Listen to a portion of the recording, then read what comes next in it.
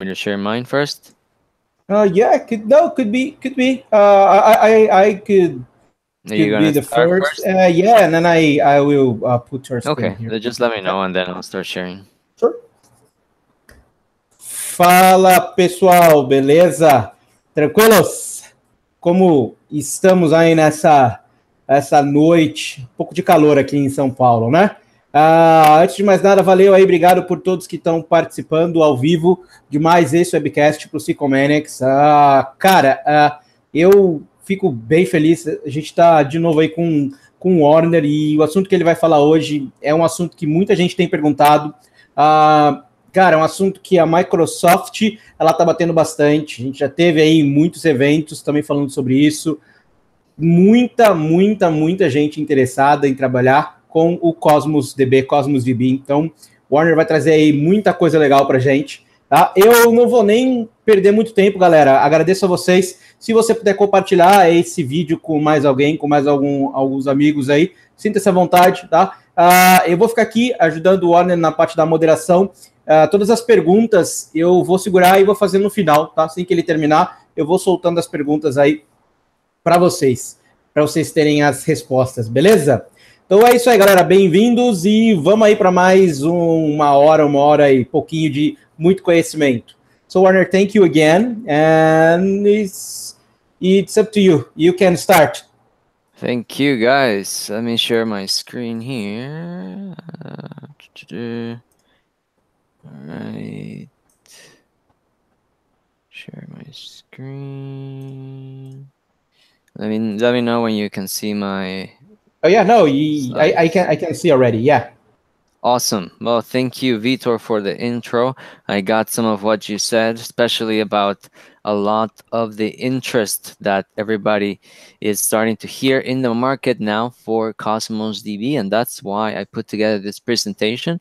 And I just want to say thank you, everybody, for joining us today, or if you're watching the recording later in YouTube, thanks for spending your time here learning with us. So we're going to talk about Cosmos DB for SQL Server Pros. This should take us about an hour or so, and then we can do some questions as well. And hopefully by the end of the presentation, if you didn't know anything about Cosmos, you got a good idea. And if you already knew a little bit, you're going to learn a little bit more.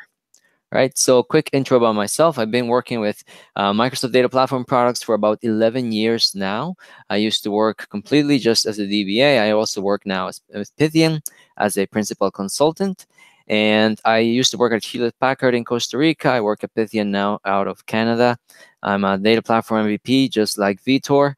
And guys can check out my blog there, SQL Turbo, if you want to shoot me an email because you think of something after. Then by all means, just send me an email over there, warner@sqlturbo.com. I'll probably get back to you in a few days. And if you want to check our company blog, check pythian.com as well. We have a lot of content there, not just for Microsoft Data Platform. We have stuff there for open source databases, for Oracle, for big data, for data science, AI, and all the crazy cool new stuff that's out there in the market, right? So the agenda for today, the main goal is that we are going to go over the fundamentals of Cosmos DB, but I'm going to take advantage of the fact that I assume that most of you know SQL Server and you know it well, so that we can relate SQL Server to Cosmos DB to help us understand Cosmos DB better. Okay, so we're going to cover the basic fundamental differences between Cosmos and SQL Server. We're going to cover how Cosmos DB performance works and how it is measured. We're going to talk about something that is very, very special and very unique to Cosmos DB, and it is the different consistency models that you can use to write queries in Cosmos DB. We're going to talk about security in Cosmos DB because security is a hot topic nowadays, and obviously you want to know, what do we have in SQL? How does it kind of relate or apply to Cosmos? And we're also going to talk about SLAs and recoverability of Cosmos because the Microsoft team has done some stuff that is very interesting in terms of what type of guarantees they give in the cloud. And then finally, we're just going to do a quick runaround of cost of how much it is to run some Cosmos. Okay. So the scope for today, really, I just assume that you have SQL Server experience, and that's it. Other than that, no worries. We're gonna, basically start from scratch. So first is to understand that Cosmos DB is not SQL Server, and Cosmos DB, in my opinion, is really not a SQL Server replacement, okay? And as we go through the slides, you'll see why some things are better in SQL, some things are better in Cosmos, and so on, right? If you're thinking that, and this is something that I got on many presentations, some people were thinking that the whole idea was that Microsoft was trying to replace SQL Server with Cosmos DB. That is not the case. Don't worry about it. Okay, it's a new tool, it's a new product. It should be something exciting for us because for so many years, really, Microsoft's flagship database has only been one thing, and it's been SQL Server. Now we have two things we can be experts at. I think that's a great thing, especially for us data professionals. So let's talk first about NoSQL or new SQL databases. So NoSQL came out quite a few years ago, right? We started to hear more about, for example, MongoDB was one of the first ones. Then we heard some about, for example, we got some like Couchbase, we got HBase, we got Cassandra, and so on. And then there's other engines, kind of like, for example, Google Cloud Spanner that changed that term, and they said, no, it's not NoSQL, it's more like a new SQL, right? They mix some concepts of NoSQL with classic relational stuff, right? So what is the characteristics of NoSQL? Really is, we're going to go through a few of them, but these are the very fundamental ones, is that they scale horizontally, right? So usually when we want to scale SQL Server, for the most part, what we do is get beefier machines, right? Machines with more memory, with more CPU, with faster storage. Whereas NoSQL databases, they try to scale by adding more nodes instead of just beefing up a little or a small amount of nodes, okay?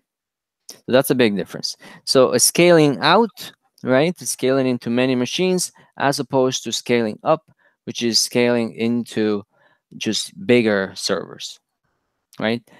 So what happens with Cosmos and other NoSQL databases is that because you have multiple nodes and you're scaling horizontally, you can offer more availability and more scalability if it's well designed, but the data also needs to be replicated, right? So these NoSQL databases usually have some sort of protocol built into the system that will be replicating data into multiple nodes, so that if one node goes down, the data that was still in that node is probably found in a couple of other nodes, right? That's usually known as a write quorum. And something else that's very interesting is that if you are developing an application against one of these NoSQL databases, then you have the choice of different consistency levels, right? Um, and the most famous ones are strong consistency or eventual consistency. And we'll go into detail as to what that means later on the slides. But it basically boils down to this question is, do I want the most truthful data, or do I just want my data to be really fast, even though it might be a little bit delayed? Okay. So let's talk about how do we achieve usually SQL Server scale out. So let's say we want to have a SQL Server that is distributed on many servers. So what kind of things do we usually do? Well, one is to try to do something like multi-master, which if you guys are familiar, SQL Server has this option of peer-to-peer replication, but peer-to-peer replication does not scale very well. It does not scale very well because replication itself was not built to be doing scale out architectures like NoSQL databases, right? Replication is very chatty. It depends on um, the distribution databases. So everything has to go not just directly from one SQL to the other, but it goes from the database to the distributor, and then from the distributor, it finally goes out to the other SQL, and so on, right? So it is a good solution if you have, let's say, 2 or 3 different machines, but after that, it kind of starts to break down, and it is complicated to manage as well. Then the other thing, which is a lot more common and most likely what you have used, is availability groups, right? So availability groups, they do use more than one SQL Server machine, but it's only one master, right? So we only write to one primary, and then from that one primary where we write, we send out and scale out to many different copies that are just for read, right? So we have one instance, we have a couple of other instances, and we are replicating from that one instance that's read and write to these other 2 instances that is read only. And the replication is from the primary flowing to the different secondaries, right? NoSQL Scaleout is a little bit different, right? What we do is that we take the database and we take that data and we select a column that is going to be the partitioning column. And then this partition column is passed through a hash function. And then this hash function gives us basically an assignment of what actual partition this data is going to belong in. Okay. So let's say I have node 1, I have node 2, I have node 3, but instead of being just one of them is read and write, all of them are read and write. The difference is that, node 1 will have, let's say, the data for IDs 1 to 100, node 2 will have the data from IDs 100 to 1000, and node 3 will have the data from the IDs, 1000 to 2000 or so on, right? Now let's talk about the APIs. So SQL Server, for example, is all done on T-SQL, right? That's how we communicate. That's how we query SQL Server. And then T-SQL works as relational, right? If we want to do joins, if we want to just work with aggregating fields and so on. And then on top of that, over the years, Microsoft has developed other different types of APIs, right? XML, JSON, now we have the graph, but they're all built on top of T-SQL, right? It's like extensions that they add to T-SQL. Cosmos DB, on the other hand, supports different APIs from even a connection perspective. So we have the document database. So if you are familiar with the history of Cosmos DB used to be known as Document DB. And it was only called Document DB because back then, before the rebrand to Cosmos, it only supported one API. It was only a document database, and that's it. In the document database API, it also allows SQL queries. So it's actually a really cool API because you can load freeform JSON data, and then you can actually use SQL style queries. So select from where type of queries to actually get back those documents. So it is still a really cool API. Then the other one they added MongoDB compatibility. So this API basically what does is that if you have a MongoDB application, you can connect it to Cosmos DB and it will still work. It actually thinks it's talking to MongoDB. Then we have another API, which is a key value store. Key values are very simple type of APIs. You simply have a key and then you get back one value and that's it. It doesn't have anything fancy, but if your access profile and your type of query is just very simple like that, then it's easier to just keep it simple and use that API. This particular API used to be called the Azure Table, and it used to live on blob storage. This Azure Tables on blob storage don't exist anymore. Well, they exist, but they're being retired by Microsoft because they're all being just migrated into key value APIs for Cosmos DB. Then we also have the Graph API, which is developed using a query language for graph called Gremlin that is part of an Apache project called Tinkerpop that is about creating a bunch of different graph development.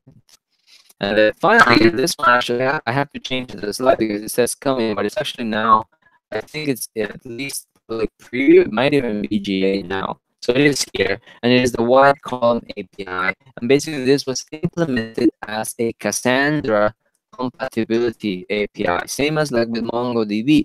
You can take Cassandra tools or a Cassandra client, and you can connect it to Cosmos DB, and it doesn't know that it's talking to Cosmos. It thinks it's talking to Cassandra. Okay. Let's talk about the logical structure now, SQL versus Cosmos. So SQL Server, for example, we have the instance, and the instance is like the top level root of the object hierarchy, right? Then under the instance, we have multiple databases, and then these databases have stored procedures, they have triggers, they have functions, right? That's where the code lives inside a SQL Server instance. It lives inside the databases. And then also under the databases, we have the tables. The tables have records. Cosmos, the top level object, is an account. You create this account and you have to pick a region for it, right? And then inside the account, you can create databases. And then inside databases, you create collections. Collection is the term for document DB. Okay, so because you have a collection of documents. This second level under the database, the name for it will actually change depending on the API that you use. And we're going to check that out in a bit. But then inside the second level object, that's where we have the stored procedures, the triggers, and the functions. And you can develop those with JavaScript. Okay, so that's a big difference. In SQL Server, everything is T-SQL, right? Cosmos DB, you have SQL for querying, or you can also develop stored procedures, triggers, or functions with JavaScript. And then we have the documents, right? And then inside the documents, we can have actually documents inside documents, or we can have just, let's say, first level fields inside documents like name, address, phone, and whatever, right? So the document is kind of like the equivalent of the record in this case. But Cosmos DB does not enforce a schema. You don't have to create a schema before you load the data. You just have to load the data, and that's it. So let's talk about this concept of the Cosmos container. So remember how I mentioned that under the database, we have a collection if you're using the document database, right? But what if you're using the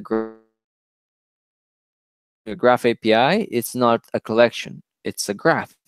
If you're using the key value API or the Cassandra API, it's not a collection, it's a table, right? So that second level object inside the database will change depending on the API that you use. If you're using document DB, it's a collection. If you're using graph, it's a graph. If you're using Cassandra or the key value, it's a table, okay?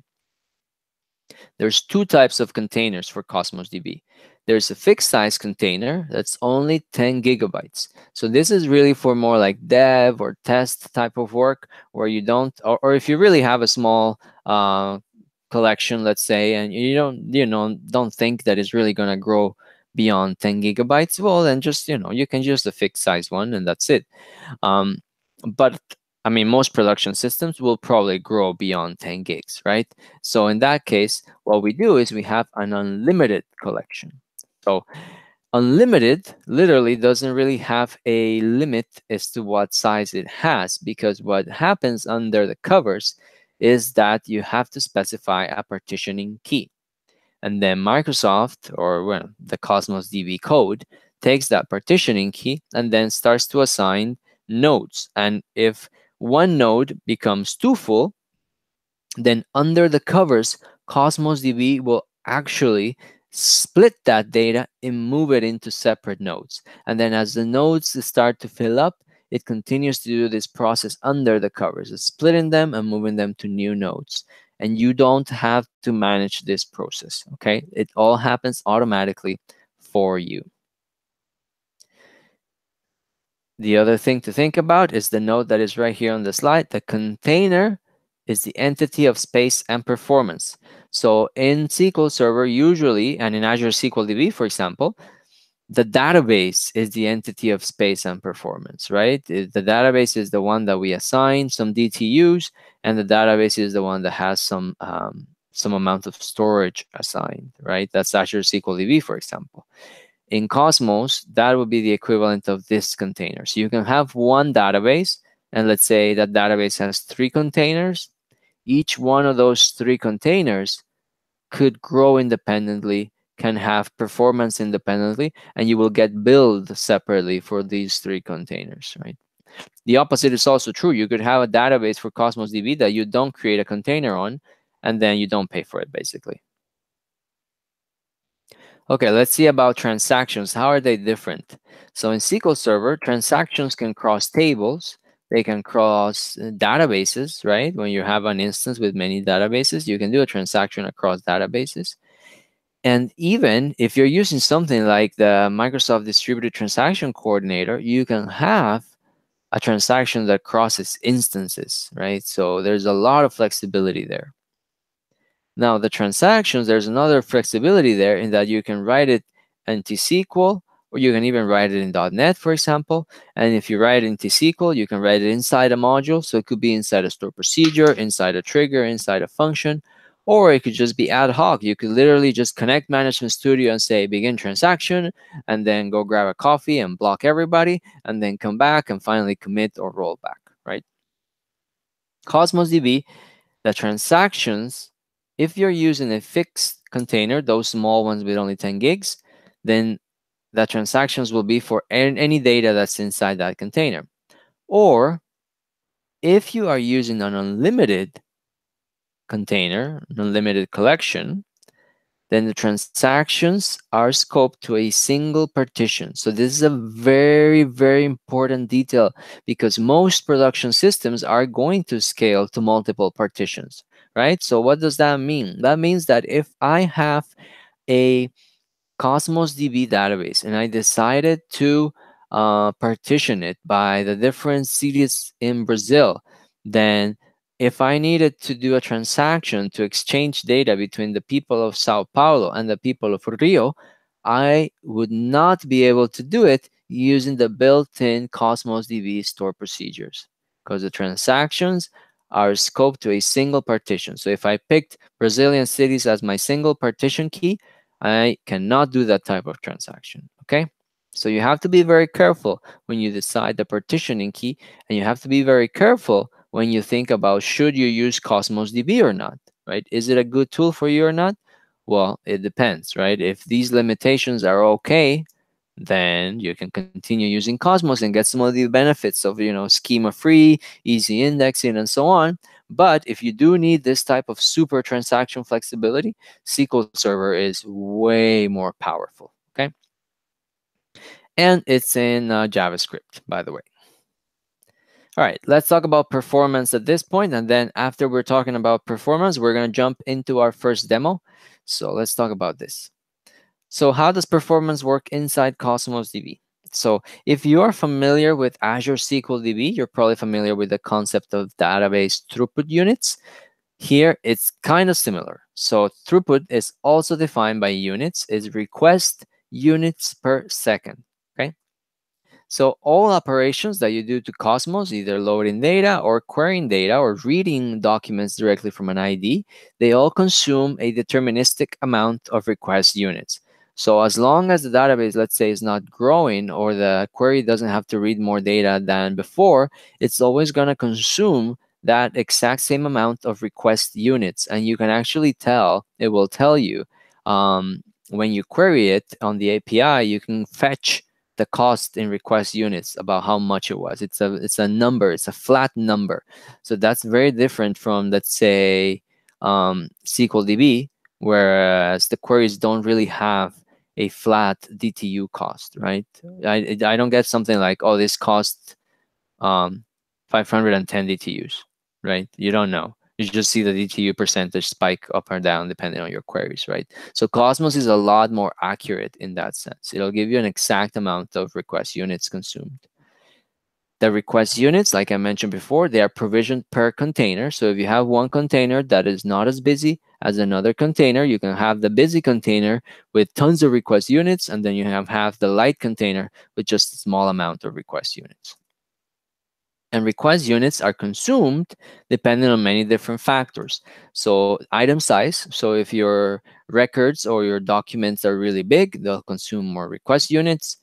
Container size, so let's say if your database is, your Cosmos collection continues to grow and you're doing something like, let's say, like a group by where you have to, well, it's an operation that depends on the size of the amount of documents, then obviously it's going to get more expensive. This is an interesting one. Your data consistency actually affects your request units. So for example, if I want something with strong consistency, it is more expensive in terms of performance than if I want something at session consistency. And we're going to see what those different levels of consistency are in a little bit. Then some other thing that's interesting as well, the indexing policy. So we'll go into detail about that as well, but there are some tweaks there. If you change your indexing policy, you can actually consume less request units as well. And then, of course, query complexity. If I'm doing something very simple, like a select couple of columns from my container where one field equals something, then that's going to be a lot cheaper than if I am doing, let's say, something like a document join with some aggregation and returning a bunch of those, right? Query complexity goes up, then request unit cost goes up. Okay, let's talk about indexing because it's very interesting how it works here in Cosmos. So all properties are indexed by default. Keep that in mind. So what happens on SQL Server? If you guys are developing a new database and you created the schema, but you didn't add any indexes, you just added um, just fields and your, let's say you added just primary keys and foreign keys and that's it, and then you loaded a bunch of data and you tell people, hey, I am done with my database development, go ahead and start querying. What is likely to happen is that your performance is going to be terrible because SQL Server does not add any indexes by default for you other than the ones that are for referential integrity, right? So if you add, like, let's say a PK, it'll create a clustered index by default if you don't specify anything. But other than that, it doesn't do anything. All the other fields are not indexed. It doesn't know anything about your queries, and you're going to get really bad performance after you load data. Cosmos is different. The Microsoft team wanted to make it really simple for people to just get up and running and right away have a good experience. So what they did is that all the document properties are indexed by default. You can change it, but by default, they will all be indexed so that once you load data, even if you don't know how to start or create indexes, immediately you will have good performance when you query. Of course, because all properties are indexed by default, this will affect space because more properties indexed means more space for indexes, and request unit consumption because this is just like, let's say, writing a record on SQL Server, right? If you have 20 indexes that are part of a specific field, then when you write, that has to get updated on 20 indexes, right? Whereas if you don't only have a couple of indexes that you have to update, then when you insert a record, you're just updating 2 indexes as opposed to 20, right? So it's the same concept here. If you have less fields that are indexed, then your request unit consumption when you write data is going to be cheaper. There's different types of indexes. So there's hash indexes for equalities or inequalities. There's range indexes, very similar to like B-tree indexes in SQL. So if we want us to we want to do a range seek query, so greater than or less than, or if we want to do support a sort operation, an order by, with an index that has already everything sorted, then we can use a range index as well. And then there's also spatial indexes. So Cosmos actually has some built-in spatial functions in the SQL that you can use, which I think is pretty cool. So there are special indexes as well. So you can support queries like, the distance between 2 points, or if a polygon is a subset of another polygon and things like this. Now, the indexes also can be updated in different modes. So they can be updated consistent, which is kind of like how SQL Server works. So if you insert a record, it immediately changes the index. Or it can also be updated lazy. So lazy is kind of similar. If you guys have experience with full text search on SQL Server, you can have the settings for full text search so that, it refreshes every now and then, or even if it's continuously refreshing, it's not instantaneous, right? So what happens is that you insert the data, and then under the covers, there's a process that takes that new data and adds it to the index, but it's not instantaneously, right? That's like a separate thread that is constantly looking for new data and then putting it into the indexes. So if you actually write to consistent indexes, it's more expensive in terms of request units than if you write to lazy indexes, okay? All right, and let's talk about a little bit about key partitioning. I talked a little bit already about it, but just to really talk about how it impacts performance. So the request units of a collection is split by the physical partitions of that collection, okay? So for example, if I have 2,500 request units and my Cosmos DB collection is so big that Microsoft has split it into 25 partitions, then I'm only going to get 100 request units per second per partition, right? So that's something that you have to keep in mind as your Cosmos DB database gets bigger, right? Is that the more it grows and gets split into multiple partitions, the more each partition is only going to get a smaller amount of your request units if you don't increase them, okay? And then the other key thing is that if one partition is a lot busier, it becomes a hotspot, right? The current guidance from Microsoft, and actually you will get an error if you go over this, is that any single partitioning key cannot be bigger than 10 gigs. Okay, so you guys got that? So for example, let's say, again, let's say I decided to partition by the names of the cities in Brazil. Well, then if Sao Paulo eventually goes to more than 10 gigs, then I'm going to get an error. And basically, I'm screwed. Literally, you have to create a new Cosmos DB with a new partitioning key and dump all the data out and put it back in, right? Um, not pretty. So you have to really be smart about your partitioning key that you select. You have to pick something, at least for now, that's the current limit. You have to pick something that you don't think is going to get bigger than 10 gigs, right? And then the whole issue here, of course, is that let's say we pick a partitioning key that is not uniform, where one is a lot busier than the others, then it becomes a hotspot, right? So for example, here, let's say we have something like we decided that the partitions that we wanted to use, the partitioning key was states, and we're developing an application for the USA, right? And let's say we have the different states, there's a big difference. For example, some states have a lot more people than others, right? For example, there could be a big discrepancy between the data in a state like California and another smaller state like, let's say, North Dakota or something like that, right? So this, if the data is not going to distribute uniformly, then you probably want to rethink your partitioning key as well. All right. Oh, looks like I repeated my indexing slide here. Just go quick. And then I'll show you guys here some of the benefits of the indexing in Cosmos. So what is this drawing here? Well, basically the first triangle says I have a policy. So I have a given indexing policy. And then I do a request here. You guys can see T0 says put. And then basically the put, what it means is that I'm changing my policy description. Now, as I'm changing my policy description, I can still do new document writes. So create, update, or deletes, and queries. And it's fine. It's 100% online. And then once my new policy comes into place, that V2 policy, I get a message back. You guys can see there where it says get, and it has a header that says index transformation progress 100%.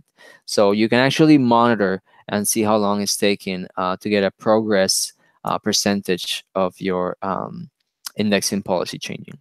Now, something very interesting, like I mentioned, it's online. So we know like SQL Server has rebuilding online indexes as well. Very cool. But one thing that is very interesting, that is very different from SQL, for example, is that when you change the indexing policy in Cosmos, it has no impact in performance. Okay. So how many of you don't do index maintenance in the middle of the day when everybody's using the database? Everybody, right? Nobody runs the rebuilds or the defrags or whatever at a time that they know there's going to be a lot of activity in the database, or at least we try to avoid it as much as possible because we're going to consume resources from the system. Now, the way that Microsoft has built Cosmos DB, when you do a change in indexing policy, it does not consume resources from your request units. And as long as you have that pool of request units available, you will always get the same predictable performance. Okay, so that's a really big advantage. Imagine if in Azure SQL DB we could just rebuild indexes or whatever, and our DTUs didn't change, basically, right? So I think it's a really cool thing. And the final thing about indexes is that the index, even if you pick for it to be consistent, it is going to behave as eventually consistent while the index is changing. Okay. So let's check out our first demo and jump here into my VM. And we'll check out Cosmos DB request units and how they work. So I'm here in my VM. And this is actually the blade for Cosmos DB. If you guys can see, I have here a collection, just one collection inside this database. So the database is called factory. I have a one collection called machines, and I have 400 request units per second. Okay. I also have here a demo. Let me close this. I have a demo utility that I can use to send queries into Cosmos DB and to simulate like multiple machines talking to Cosmos DB. Okay, so for example, I'm going to say amount of machines. I want to have 3 machines. I wanted to do 10 calls per second. I want to do it 3 times to Cosmos DB. And I'm going to do start read. And we're going to run that workload against Cosmos. And we'll see how many request units we consume and if we get any exceptions, right? So here we can see I got, let me scroll down. So I got 87 successful calls and I didn't get any exceptions, right? So it means Cosmos DB got the calls. We have some network latency, of course, between my machine and Cosmos or this VM and Cosmos. So a lot of the times we don't consume all the request units, not because we're not trying, but just because Cosmos basically doesn't get as busy because it's waiting for the network to do the round trip to continue sending more work. So what I'm going to try to do is to push Cosmos DB harder. So I'm going to do a reset here, and I'm going to increase the amount of machines. Let's say I want to do 9 machines, and I want to do the same thing. I want to do 10 calls per second, and we're going to do it for 3 seconds as well. And we're going to see. And what I want is to really overload Cosmos so that we get some exceptions. And then we can resize the container, and you guys can get a good idea of how fast it works. So I still didn't get any exceptions. So let's reset. Let's put more machines there. Let's do 12, 10, 3, and let's go.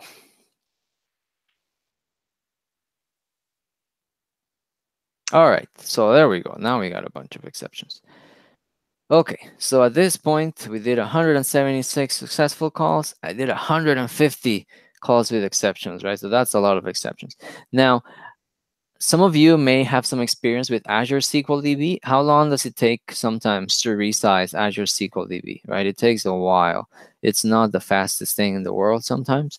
Cosmos is built to resize, to go up and down in request units really fast. So if you guys remember, this was 400 request units. So let's do, let's say, for example, resize to 600. And that's it. That's how quick it is. And then I can rerun my workload and we'll do a comparison and see how it goes. Hopefully we should get less exceptions than we got before. I had 150 exceptions, I think, before. So we'll see how many we get this time. Oh, there we go. Look at the difference. Right? We had 176 successful calls with 150 exceptions. Now we got 275 successful calls with 0 exceptions, right? And how fast was the change in performance? It was super fast, right? It was like 1 second. I pressed enter and it returned right away. We immediately reran the workload and immediately there's no exceptions, right? Really, really fast to resize. I think this is one of the biggest advantages that Cosmos DB has compared to, for example, SQL. If you're okay with living with some of the other limitations, it is a really quick to respond and resize system. Very, very elastic. Something to keep in mind, though, a little catch is that when you resize up, you're going to get charged for the rest of the hour on the higher amount of request units. So if I resize down right now, and it's 7:39 p.m. Here in North America, if I resize down right now, I'm still going to get charged for the 600 request units, okay? So that's something to keep in mind. They're charged by the hour at the top of the hour. So don't resize down immediately because you might still, you're still paying for it anyway. All right, let's talk about consistency because that's another interesting thing. So let's talk about, do I want the most truthful data or do I want the data to be returned as fast as possible, right? And why can't you have both? So why not both? Well, in a single data center, or if you have 2 data centers that are really close, you can have both because, or really close to having both, because the database is replicated really fast and the database values all converge into the same value in milliseconds, right? Or a few seconds at the most.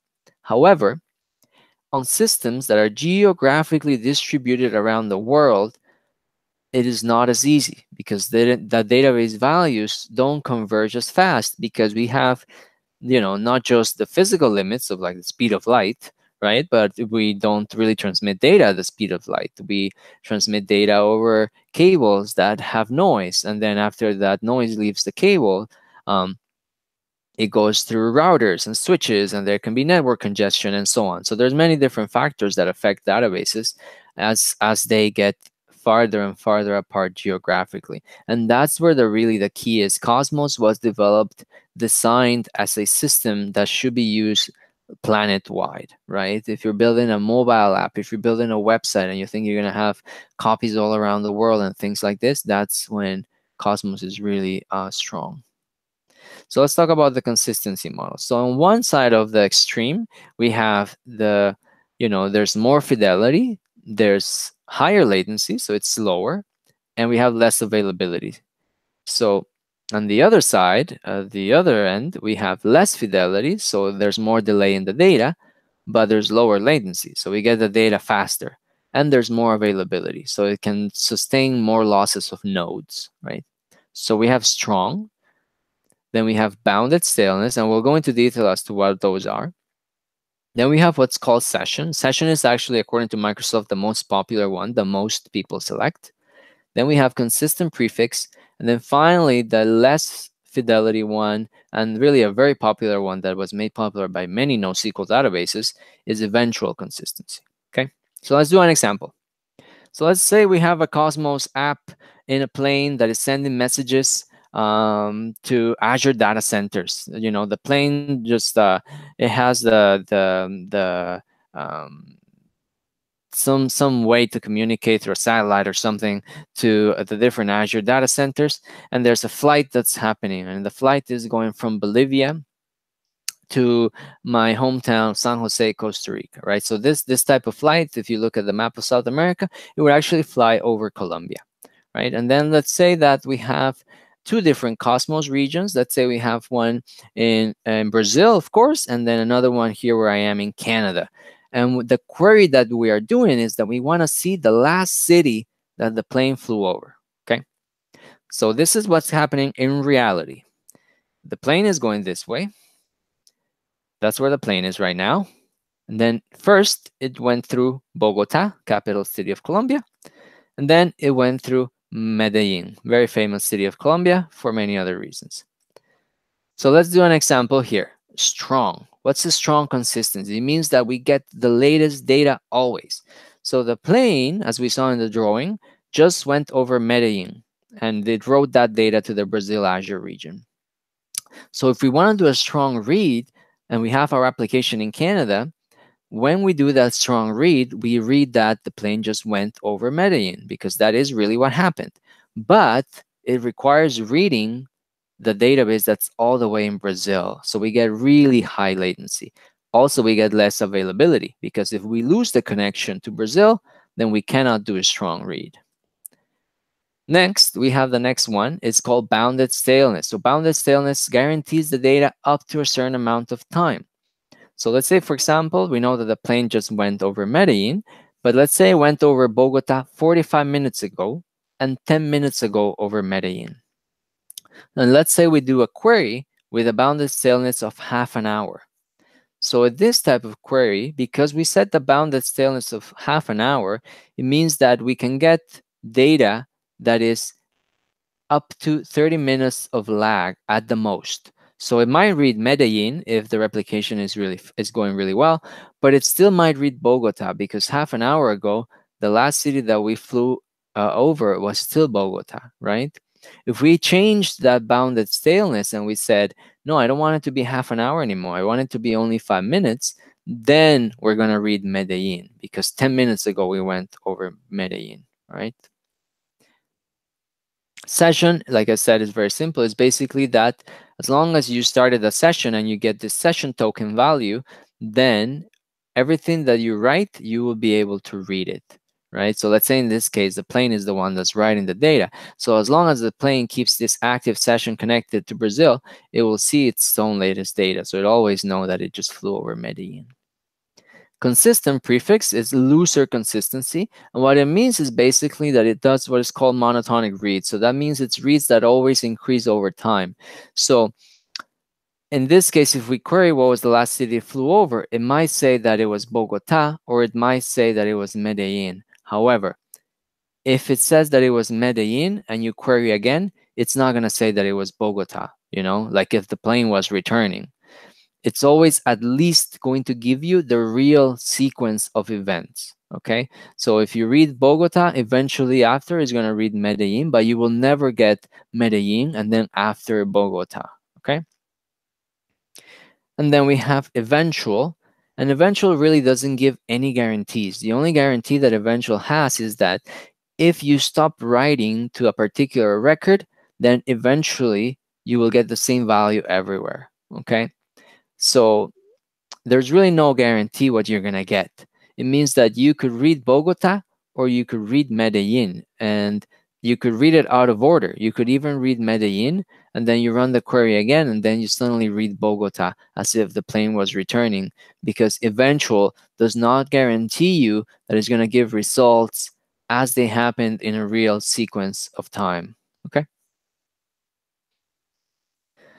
Nice thing is that Cosmos DB handles all this under the covers. So you just have to request the actual consistency model that you want, and Cosmos knows where to go find the data at the consistency that you like, right? So if, let's say, if you're a potential administrator or slash operational contact of a Cosmos DB solution, so you're not necessarily the developer, you do have to be aware of the difference in all these different consistency models so that you and the developers can talk the same language, right? So if somebody comes and says, hey, um, how come we're getting some lag in the data here? And then you can see like, well, are you using strong consistency? Are you using bounded staleness? What's going on? How is it configured, right?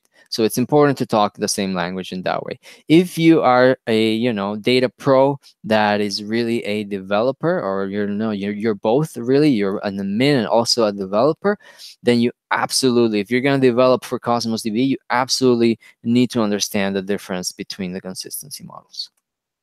All right, now let's check out the impact of consistency. So I'm back here in my demo utility, and we're going to do a comparison here about what we get. So I'm just going to go back to the 310, 3 iterations. And all right, so you guys can see here, I do a status call on my demo utility. And here at the bottom, see where it says consistency level. Right now, I'm on the second consistency level, that is bounded staleness. Okay, so I'm going to run the workload there, and we're going to see how many request units we consume on under bounded staleness, right? So we can see most of the iterations are consuming about 82.8 request units, right?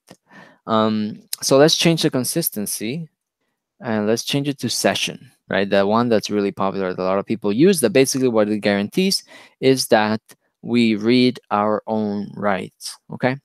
And then let's just rerun the same workload, and we're gonna see the difference there in request units, right? So if I go in right away, you guys can see it's 41.4 instead, and we were at 82.8. So it's actually cut in half by just switching from bounded staleness consistency to a looser consistency model like session, right?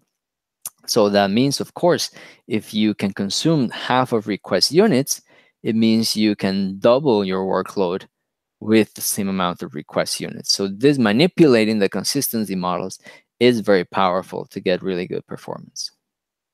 All right, let's talk about security here. So main security features, as most of it is going to be familiar for SQL admins like you guys. So Microsoft provides encryption at rest, so kind of like TDE, and you cannot disable it.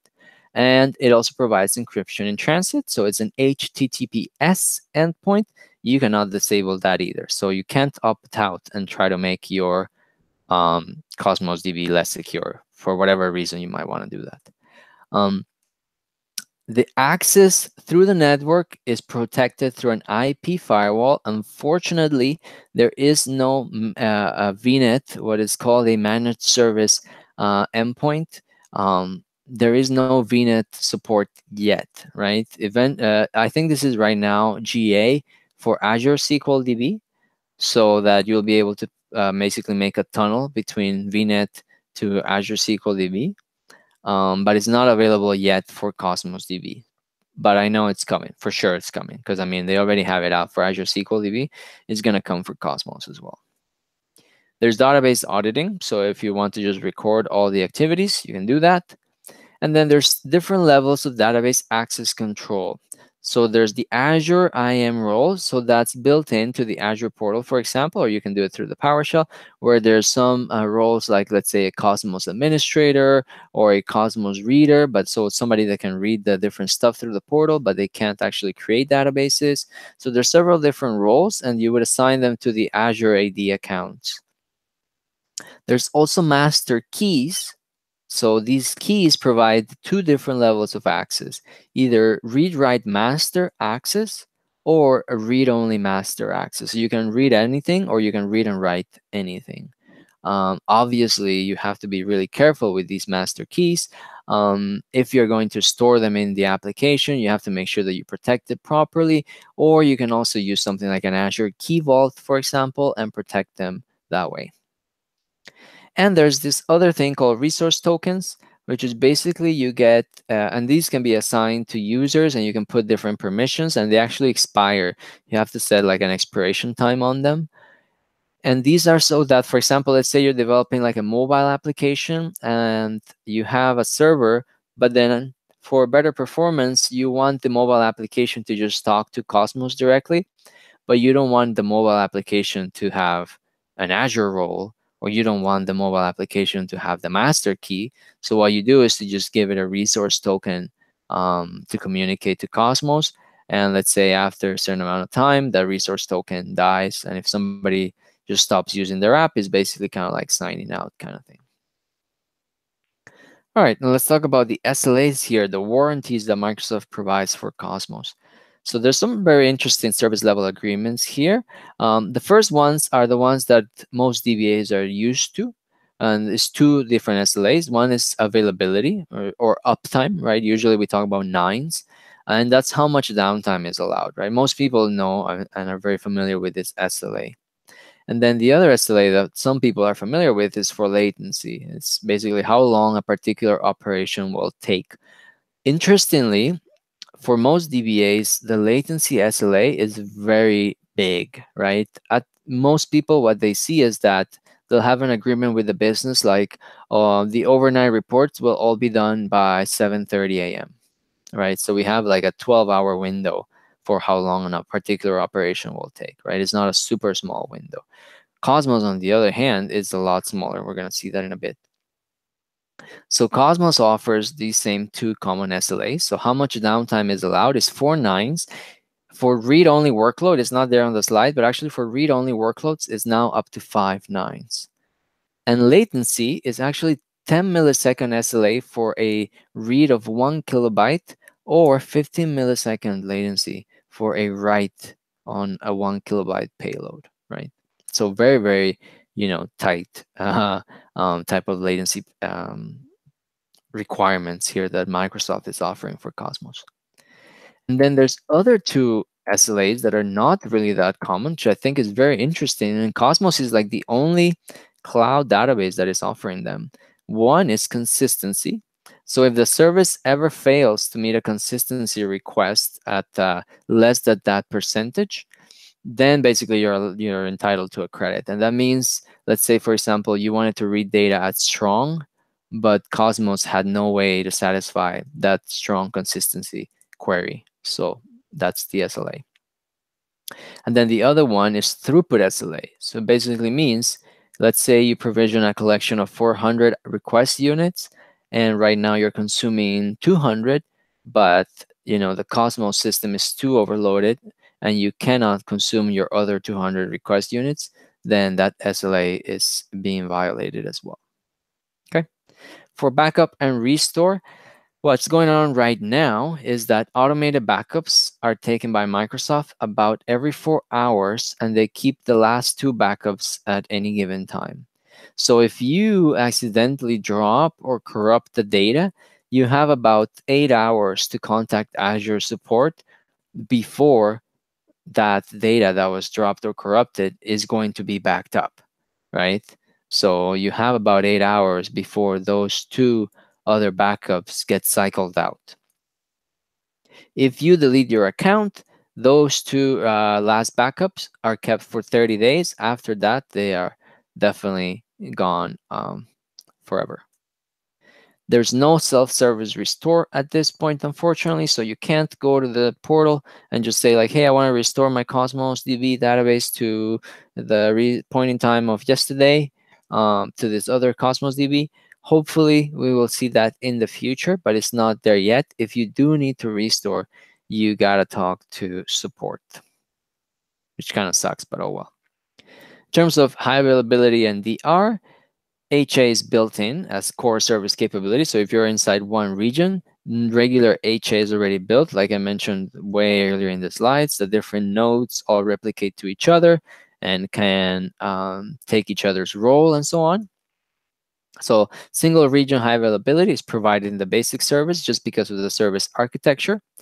If you are using DR, if you want to have disaster recovery, you can do that with geo-replication. And then you can use these geo-replicated copies, similar to how you can do with SQL Server. You can use these geo-replicated copies for low latency reads to a particular region, right? So if you want to have more scalability and lower latency to, let's say you have some users in a particular region and you want to have a copy really close to them, then you can use geo-replication for that. Unfortunately, right now, Cosmos is single writer, so it's not multi-master. So if you have, let's say, your database in, like in the example of the plane, let's say we have the database in Brazil and then a replicated copy in Canada, we can only write to the primary copy, right? The secondary copy is only, it's read only, and that's it. Hopefully down the line, and there's some good indications that this is going to happen, we are going to have multi-master Cosmos databases that will be planet scale. So imagine you will be able to have an actual database that, you know, there's a copy in Brazil and a copy in Tokyo, and the people in Tokyo that are writing data, you'll get that data replicated automatically to Brazil, and you'll be able to write in Brazil as well, and it'll replicate it back and so on, right? So really, really cool stuff. Hopefully we'll see it maybe later this year. I don't know, but I know that's the direction they want to take.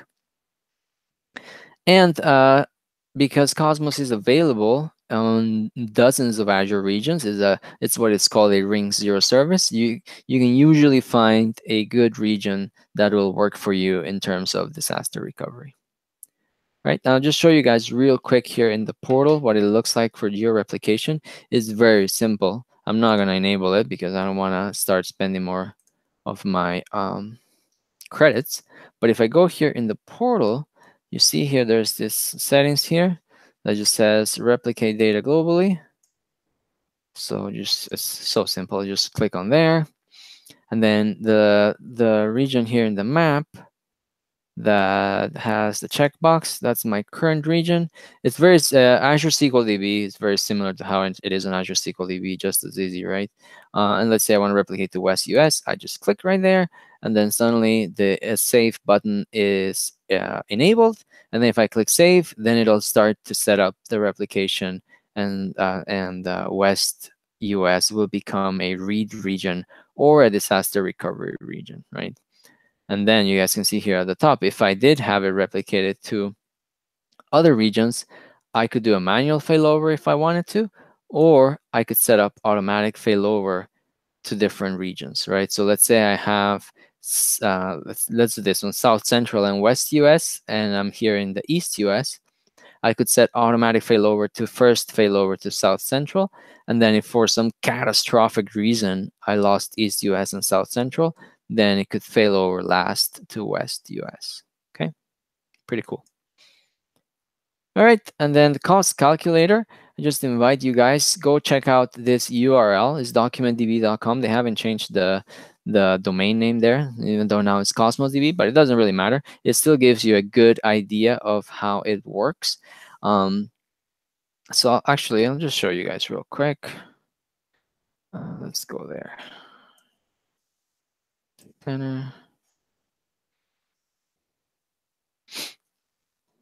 There. So very simple interface. You just have to put how many documents you think you're gonna have, how many you're gonna create per second, and how many you're gonna update, delete.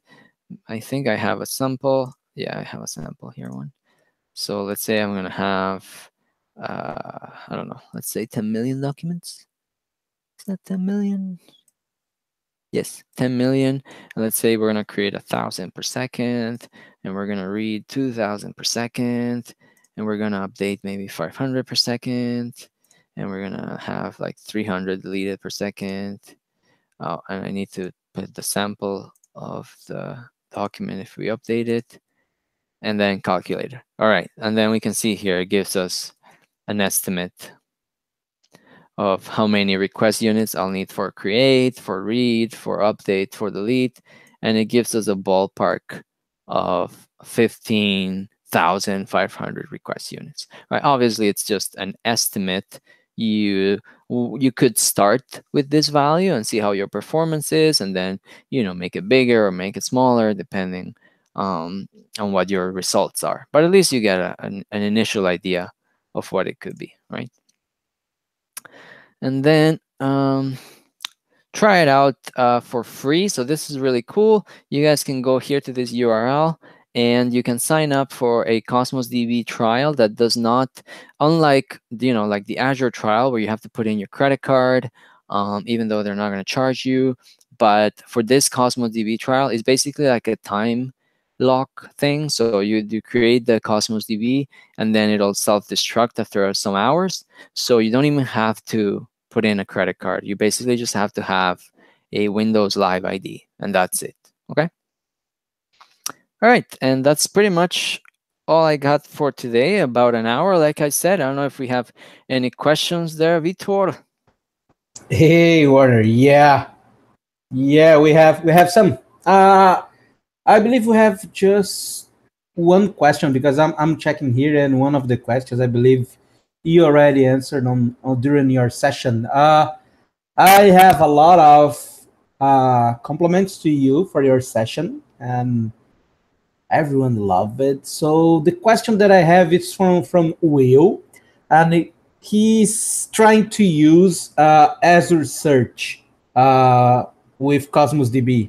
Yeah. And it seems that he's using this Azure Search to search something in a MongoDB database, and he's getting some errors. I believe he said the Azure Search does not recognize the properties of my register, my documents, and he's asking if Oh, you could if it you be? already No, I have this haven't. problem or. No, I haven't had this issue, but I wonder if it's because it was created as a Mongo compatibility API one, and then that's why it's it's not set up Azure Search properly to read from it.